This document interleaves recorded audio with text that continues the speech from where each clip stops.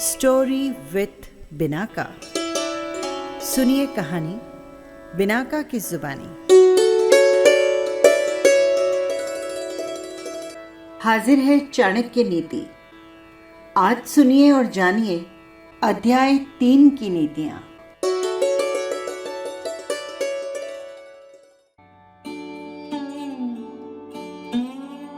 नीति 1। संसार में ऐसा कौन सा कुल है जिसमें कोई न कोई दोष न हो।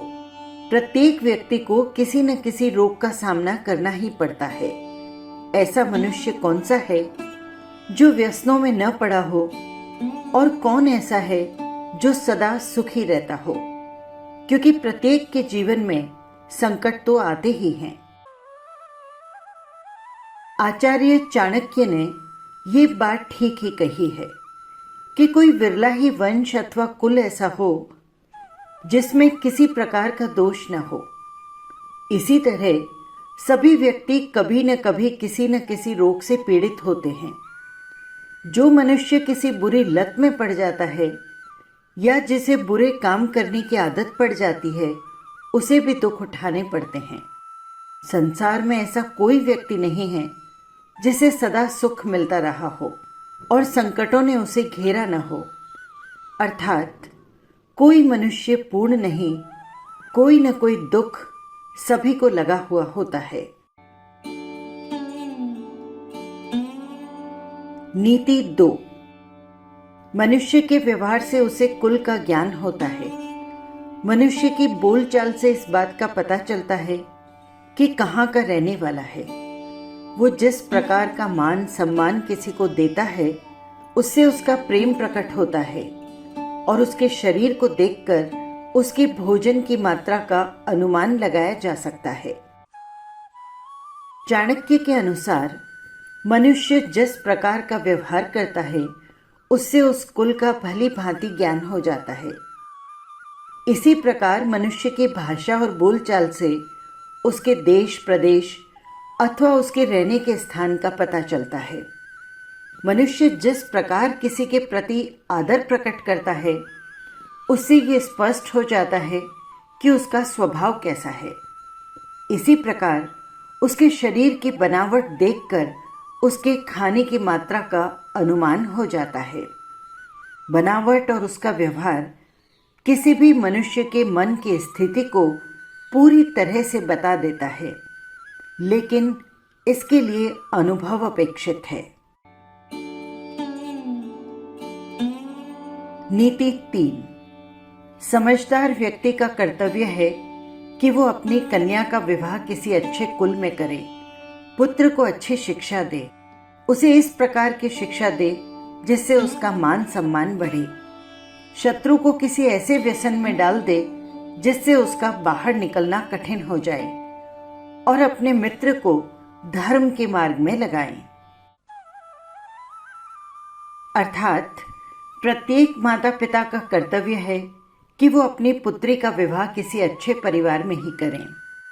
अच्छा कुल यानी जो संस्कारित हो और शिक्षित भी। उन्हें चाहिए कि वो अपनी संतान को विद्वान बनाएं, ताकि उनका अपना कुल भी गुण संपन्न हो।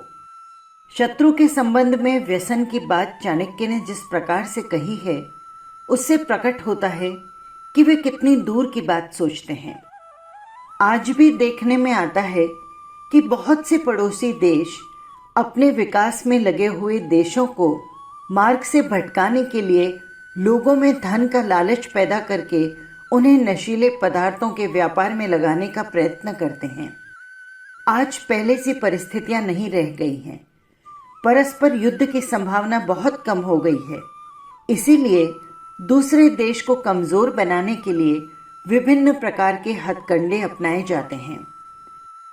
नशे की लत में एक बार फंसने पर निकलना कठिन हो जाता है। व्यसनी व्यक्ति मानसिक रूप से कमजोर हो जाता है, और ऐसा शत्रु यदि जीवित भी रहे तो कोई अंतर नहीं पड़ता। लेकिन मित्र को सदैव श्रेष्ठ कार्यों के लिए प्रेरित करते रहना चाहिए। नीति 4। दुष्ट व्यक्ति और सांप इन दोनों में से यदि किसी को चुनना हो तो दुष्ट व्यक्ति की अपेक्षा सांप को चुने, क्योंकि सांप समय आने पर ही काटेगा, लेकिन दुष्ट व्यक्ति हर समय हानि पहुंचाएगा। अर्थात चाणक्य ने यहाँ पर स्पष्ट किया है कि दुष्ट व्यक्ति सांप से भी अधिक हानिकारक होता है। सांप तो आत्मरक्षा के लिए आक्रमण करता है, परंतु दुष्ट व्यक्ति अपने स्वभाव के कारण सदैव किसी न किसी को कष्ट पहुंचाता रहता है। इसी प्रकार दुष्ट व्यक्ति सांप से भी कहीं अधिक घातक होता है। नीति 5। राजा लोग कुलीन व्यक्तियों को अपने पास इसलिए रखते हैं कि वे राजा की उन्नति के समय, उसका ऐश्वर्य समाप्त हो जाने पर तथा विपत्ति के समय भी उसे नहीं छोड़ते। इसका अर्थ ये है कि राजा लोग अथवा राजपुरुष राज्य के महत्वपूर्ण पदों और स्थानों पर उत्तम कुल वाले व्यक्तियों को ही नियुक्त करते हैं, क्योंकि उनमें उच्च संस्कारों तथा अच्छी शिक्षा के कारण एक विशिष्टता होती है। वे राजा के हर काम में सहायक होते हैं। वे उसकी उन्नति के समय अथवा सामान्य मध्यम स्थिति में तथा संकट आने के समय भी उनका साथ नहीं छोड़ते। कुलीन व्यक्ति अवसरवादी नहीं, आदर्शवादी होता है। यदि इस प्रकार को आज के संदर्भ में देखा जाए तो स्वार्थी और नीच कुल के व्यक्ति ही अपना स्वार्थ सिद्ध होने पर दल बदल कर लेते हैं और अपने दल का साथ छोड़ देते हैं। परोक्ष रूप से चाणक्य लोगों को सचेत करना चाहता है कि सहयोगियों का चुनाव करते समय कुल और संस्कारों पर अवश्य ही विचार करना चाहिए। नीति 6। समुद्र भी प्रलय की स्थिति में अपनी मर्यादा का उल्लंघन कर देते हैं और किनारों को लांघकर सारे प्रदेश में फैल जाते हैं, परंतु सज्जन व्यक्ति प्रलय के समान भयंकर विपत्ति और कष्ट आने पर भी अपनी सीमा में रहते हैं और मर्यादा को नहीं छोड़ते। अर्थात विशाल सागर बहुत ही गंभीर होता है, परंतु चाणक्य धैर्यवान गंभीर व्यक्ति को सागर की अपेक्षा श्रेष्ठ मानते हैं। प्रलय के समय सागर अपनी सारी मर्यादा को भूल जाता है, अपनी सभी सीमाएं तोड़ देता है और जल थल एक हो जाता है। लेकिन श्रेष्ठ व्यक्ति अनेक संकटों को सहन करता है और अपनी मर्यादाओं को कभी पार नहीं करता। नीति 7। मूर्ख व्यक्ति से दूर ही रहना चाहिए, क्योंकि मनुष्य दिखता हुआ भी 2 पैरों वाले पशु के समान है। वो सज्जनों को उसी प्रकार कष्ट पहुंचाता है जैसे शरीर में चुभा हुआ कांटा शरीर को निरंतर पीड़ा देता है। चाणक्य के अनुसार कांटा छोटा होने के कारण अदृश्य हो जाता है और शरीर में धंस जाता है। मूर्ख की भी यही स्थिति है। वो भी अनजाने में दुख और पीड़ा का कारण बनता है। अक्सर लोग मूर्ख की ओर ध्यान नहीं देते, वे उसे साधारण मनुष्य ही समझते हैं। नीति 8। सुंदर रूप वाला, यौवन से युक्त, ऊंचे कुल में उत्पन्न होने पर भी विद्या से हीन मनुष्य सुगंध रहित ढाक अथवा टेसू के फूल की भांति उपेक्षित रहता है, प्रशंसा को प्राप्त नहीं होता। चाणक्य के अनुसार यदि किसी व्यक्ति ने अच्छे कुल में जन्म लिया है और देखने में भी उसका शरीर सुंदर है, लेकिन वो भी विद्या से हीन है, तो उसकी स्थिति भी ढाक के उस फूल के समान होती है जो गंध रहित होता है। ढाक का फूल देखने में सुंदर और बड़ा होता है, लेकिन जब लोग ये देखते हैं कि उसमें किसी प्रकार की सुगंध नहीं, तो वो उसकी उपेक्षा कर देते हैं। न तो वो किसी देवता के पूजन में चढ़ाया जाता है और न ही साज श्रृंगार में उपयोग किया जाता है। नीति 9। कोयल का सौंदर्य उसके स्वर में है, उसकी मीठी आवाज में है। स्त्रियों का सौंदर्य उनका पतिव्रता होना है। कुरूप लोगों का सौंदर्य उनके विद्यावान होने में तथा तपस्वियों की सुंदरता उनके क्षमावान होने में है। इसका भावार्थ ये है कि व्यक्ति का सौंदर्य उसके गुणों में छुपा होता है। जिस प्रकार कोयल और कौवा दोनों ही काले होते हैं, लेकिन कोयल की मीठी कूक सभी को पसंद होती है। यही मीठा स्वर उसका सौंदर्य है। इसी प्रकार स्त्रियां वे ही सुंदर मानी जाती है जो पतिव्रता होती हैं, अर्थात स्त्री का सौंदर्य उसका पतिव्रत धर्म है। समाज में भी पतिपरायणा स्त्री को ही सम्मान प्राप्त है।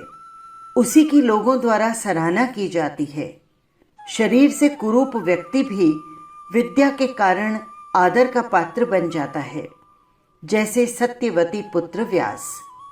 चाणक्य कहते हैं कि तप करने वाले व्यक्ति की शोभा उसकी क्षमाशीलता के कारण होती है। महर्षि भृगु ने क्षमा करने की विशेषता के कारण ही श्री विष्णु को देवताओं में श्रेष्ठ घोषित किया था।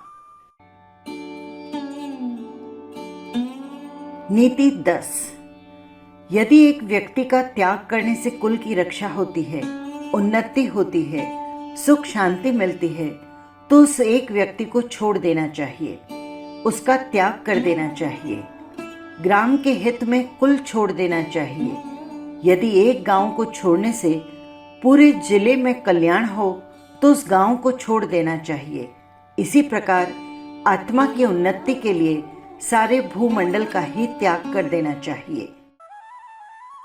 अर्थात छोटे स्वार्थ के त्याग की ओर संकेत करता है ये श्लोक। इस दृष्टि से स्व ही सर्वश्रेष्ठ है। यानी यदि व्यक्ति अपनी उन्नति के लिए किसी चीज को बाधक समझता है तो उसका त्याग कर देने में उसे देर नहीं करनी चाहिए। स्व ही सर्वश्रेष्ठ है। यदि व्यक्ति अपनी उन्नति में किसी चीज को बाधक समझता है तो उसको त्याग कर देने में देर नहीं करनी चाहिए, वो चीज कितनी भी मूल्यवान क्यों न हो।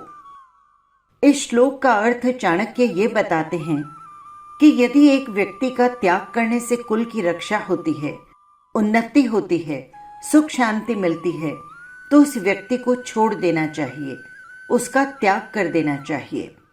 ग्राम के हित में कुल को छोड़ देना चाहिए। यदि एक गांव को छोड़ने से पूरे जिले का कल्याण होता हो तो उस गांव को भी छोड़ देना चाहिए। इसी प्रकार आत्मा की उन्नति के लिए सारे भूमंडल का त्याग कर देना चाहिए। नीति 11। पुरुषार्थ करने वाला व्यक्ति दरिद्र नहीं हो सकता। प्रभु का नाम जपते रहने से मनुष्य पाप में लिप्त नहीं होता। मौन रहने से लड़ाई झगड़े नहीं होते तथा जो व्यक्ति जागता है उसे किसी प्रकार का भय नहीं रहता। इसका अर्थ ये है कि जो व्यक्ति निरंतर परिश्रम करते रहते हैं उनकी गरीबी स्वयं दूर हो जाती है। परिश्रम करके भाग्य को भी अपने वश में किया जा सकता है। जो व्यक्ति सदैव प्रभु का स्मरण करता रहता है, अपने हृदय में उसे विद्यमान समझता है, वो पाप कार्य में प्रवृत्त नहीं होता। श्लोक के दूसरे भाग में कहा गया है कि मौन रहने से लड़ाई झगड़ा नहीं होता, यानी विवादों का समाधान है मौन। ये बात जीवन के सभी पक्षों पर लागू होती है। जो व्यक्ति सावधान रहता है, सतर्क रहकर अपने कार्य करता है, उसे किसी प्रकार के भय की आशंका नहीं रहती। जिस व्यक्ति को आलस्य, असावधानी और गफलत में रहने की आदत है, उसे हर स्थान पर हानि उठानी पड़ती है। उसका न तो आज है और न ही कल। नीति 12। अत्यंत रूपवती होने के कारण ही सीता का अपहरण हुआ। अधिक अभिमान होने के कारण रावण मारा गया। अत्यधिक दान देने के कारण राजा बलि को कष्ट उठाना पड़ा। इसीलिए किसी भी कार्य में अति नहीं करनी चाहिए। अति का सर्वत्र त्याग करना चाहिए। चाणक्य ने यहाँ पर इतिहास प्रसिद्ध उदाहरण देकर ये समझाने का प्रयत्न किया है कि प्रत्येक कार्य की एक सीमा होती है। जब उसका अतिक्रमण हो जाता है तो व्यक्ति को कष्ट उठाना पड़ता है। सीता अत्यंत रूपवती थी, यही कारण था कि उनका अपहरण हुआ। इसी प्रकार रावण यद्यपि अत्यंत बलवान और समृद्ध राजा था, लेकिन अभिमान की सभी सीमाएं लांघ गया। परिणाम स्वरूप उसे अपने स्वजनों के साथ मौत के घाट उतरना पड़ा। राजा बलि के संबंध में सभी जानते हैं कि वो अत्यंत दानशाली था। उसके दान के कारण जब उसका यश सारे संसार में फैलने लगा तो देवता लोग भी चिंतित हो गए। तब विष्णु ने वामन का अवतार लेकर उससे 3 पग धरती दान में मांगी। बलि के गुरु शुक्राचार्य ने उसे सावधान भी किया, परंतु बलि ने उनकी बात न मानकर वामन बने विष्णु की बात मान ली और भगवान ने 3 पगों में धरती, स्वर्ग और पाताल तीनों लोकों को नापकर बलि को भिखारी बना दिया। इन सब उदाहरणों का भाव यही है कि अच्छाई भी यदि एक सीमा से आगे बढ़ जाती है तो वो बुराई अर्थात हानिकारक बन जाती है। लोग उसका लाभ उठाते हैं। इसीलिए कहा गया है कि अति न करो।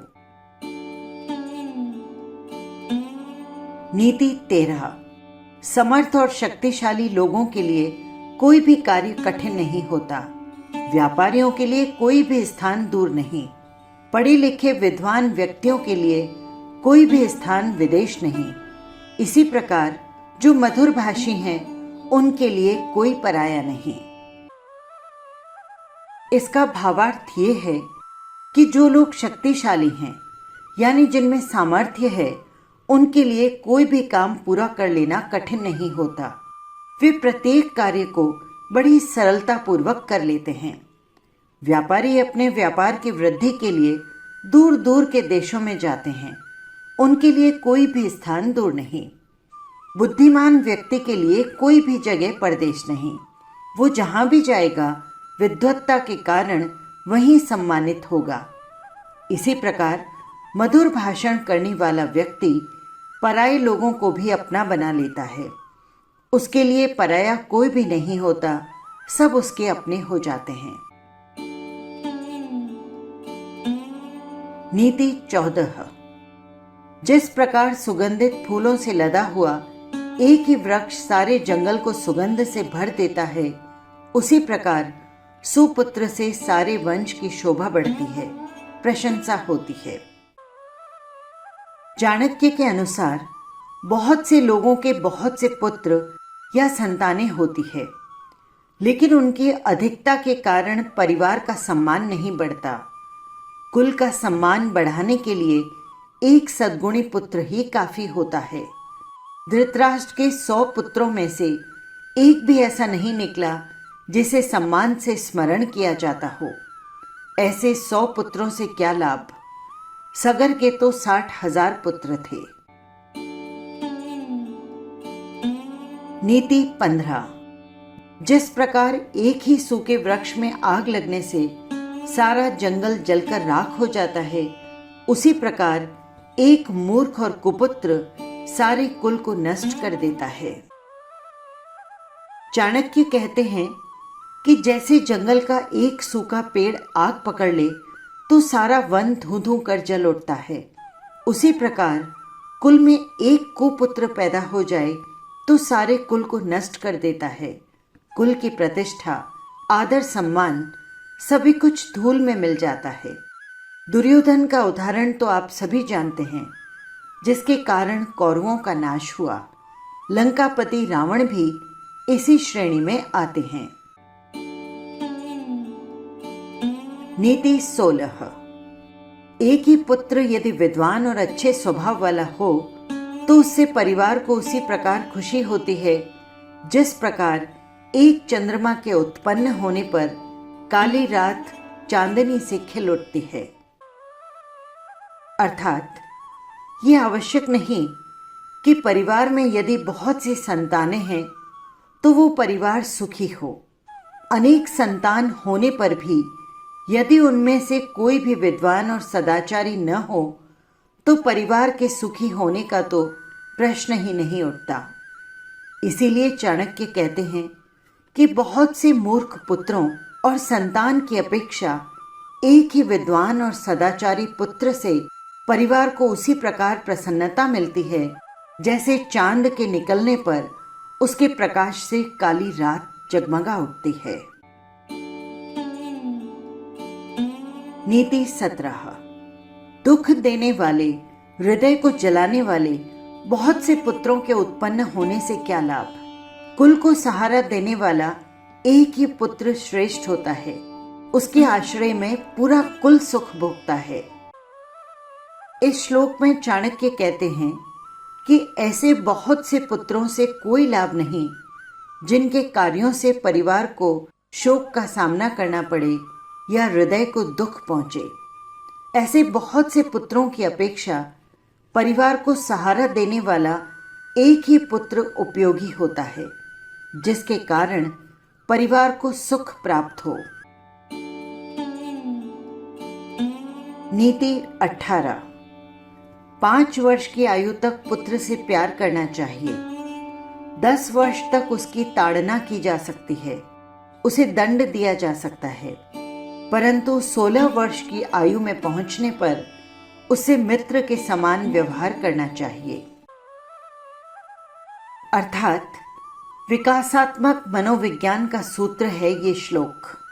5 वर्ष तक की आयु बच्चे के साथ लाड दुलार से बितानी चाहिए, क्योंकि इस समय वो सहज विकास से गुजर रहा होता है। अधिक लाड प्यार करने से बच्चा बिगड़ न जाए, इसलिए 10 वर्ष की आयु तक उसे दंड देने की बात कही गई है। उसे डराया धमकाया जा सकता है, परंतु 16 वर्ष की आयु तक पहुंचने पर उसके साथ इस प्रकार का व्यवहार नहीं किया जा सकता है।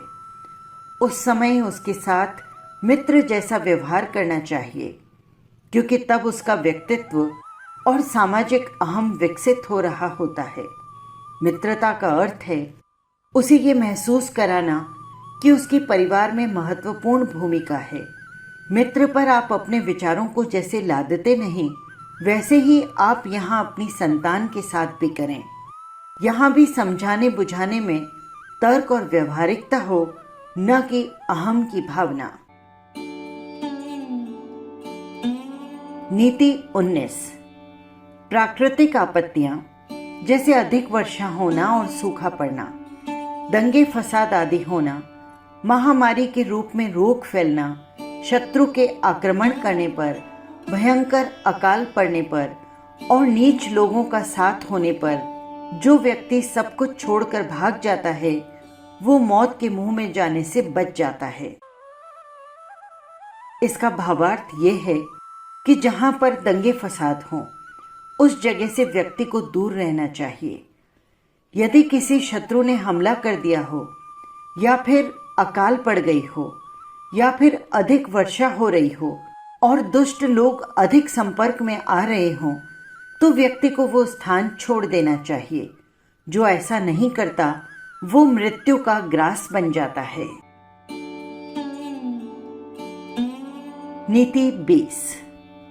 जिस व्यक्ति के पास धर्म, अर्थ, काम और मोक्ष, इन 4 पुरुषार्थ में से कोई भी पुरुषार्थ न हो, वो बार बार मनुष्य योनि में जन्म लेकर केवल मरता ही रहता है। इसके अतिरिक्त उसे कोई लाभ नहीं होता।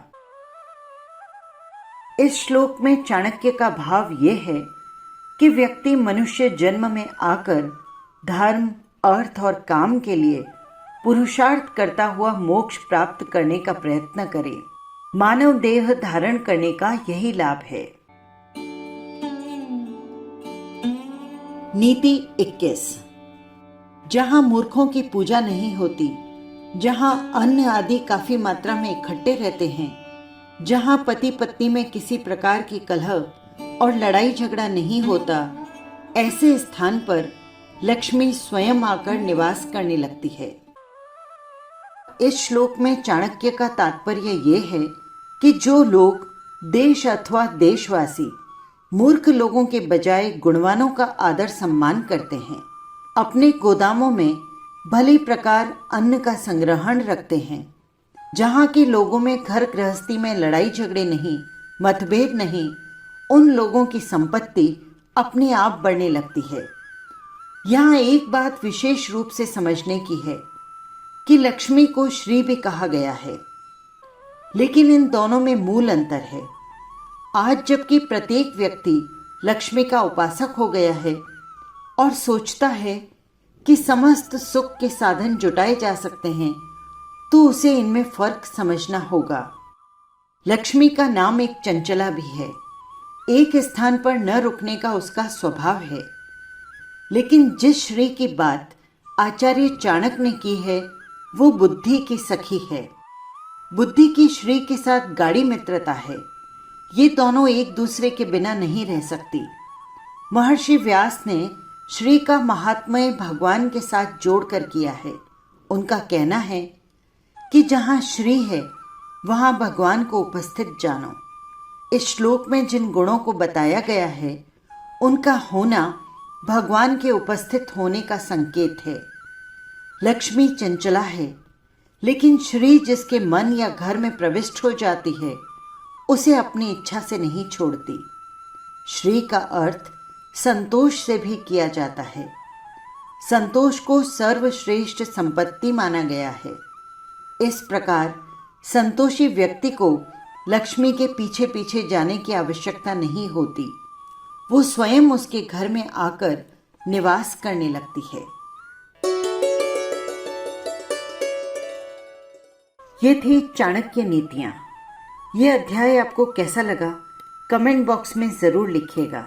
और हाँ, यदि आपने चैनल को सब्सक्राइब नहीं किया है तो कर लीजिएगा, जिससे हर अध्याय सीधे पहुंच सके आप तक। फिर मिलेंगे किसी नई कहानी या नई नीतियों के साथ। नमस्कार।